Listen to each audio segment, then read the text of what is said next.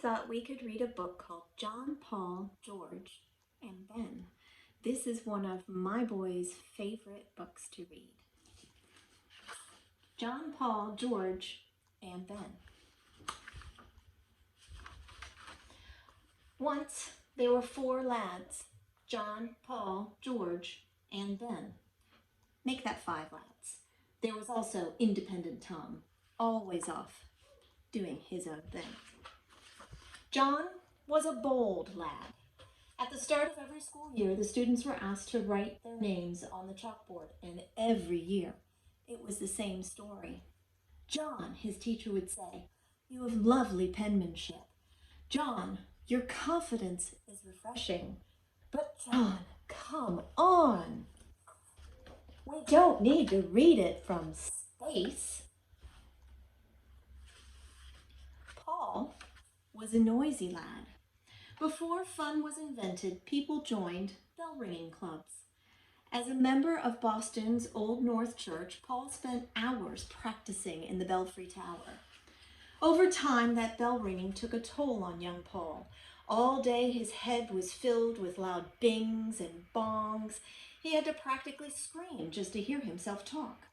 Now that's fine around the belfry, but not at work. "Extra large underwear? Sure, we have some. Let's see. Large, large, extra large. Here they are. Great, big, extra large underwear." She doesn't look so happy. Paul was like a bullhorn in a china shop. "Your wig? Yes, it's coming. And your polka dot shirts are coming. And pink breeches are coming." It took many years and a midnight ride for people to finally appreciate his special talent. "The redcoats are coming." Everyone except that big underwear lady. She was still mad. George was an honest lad. One day he took his shiny new hatchet and chopped down his family's cherry tree. When his father discovered the tree, he asked, "Son, do you know who killed this beautiful little cherry tree?" "I cannot tell a lie," answered George. "'Twas I who chopped down this cherry tree." "Then run to my arms, dearest boy," cried his father, "for you have paid me for it 1,000-fold with your honesty." "Really?" said George. "In that case, when I tell you I've taken out the apple orchard, leveled the barn, and made kindling of your carriage, you'll be a wealthy, wealthy man." Ben was a clever lad. Not only did he have a saying for every situation, he generously shared with anyone, anywhere, at any time. Fish and visitors stink after 3 days. He considered it his duty to provide frequent, free advice. "The sleeping fox catches no poultry. Those who in quarrels interpose must often wipe a bloody nose. If your head is wax, don't walk in the sun. 3 can keep a secret if 2 are dead."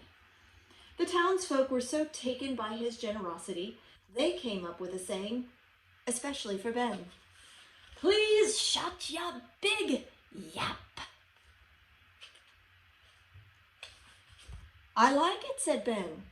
"Short, to the point, work a fox or a turkey in there, and I think you've got something." Tom was an independent lad. One day his teacher, Mr. Douglas, asked the class to make birdhouses by gluing macaroni to ye old balsa wood. Tom happily ignored him and used traditional building materials in a neoclassical design. It's a very nice house. When the class made a palm tree, Tom took one look and said, "Not on your life," and quickly left to sketch his own tree. "Young Thomas," fumed Teacher Douglas, "would you mind explaining to the class why you insist on working so independently?" "Certainly," said Tom. "In fact, I've taken the liberty to list the very reasons." "Fear not, sir. I've used small words for the benefit of the dullards." Tom learned the power of his words that day. Mr. Douglas told him to pursue all the life liberty, and happiness he wanted, independently in the corner. The other students pursued lunch. The rest is history. Say, you want a revolution? Well, John, Paul, George, Ben, and Tom sure did. In April of 1775, they got one. The Redcoats were coming. In fact, King George III's army was marching to Lexington and Concord to arrest John and other Sons of Liberty. Fortunately, Paul Revere was a noisy man. After his midnight ride, every minute man, woman, and child knew who was coming and what they'd be wearing. It was the start of the Revolutionary War. The Americans needed to formally state their separation from the king.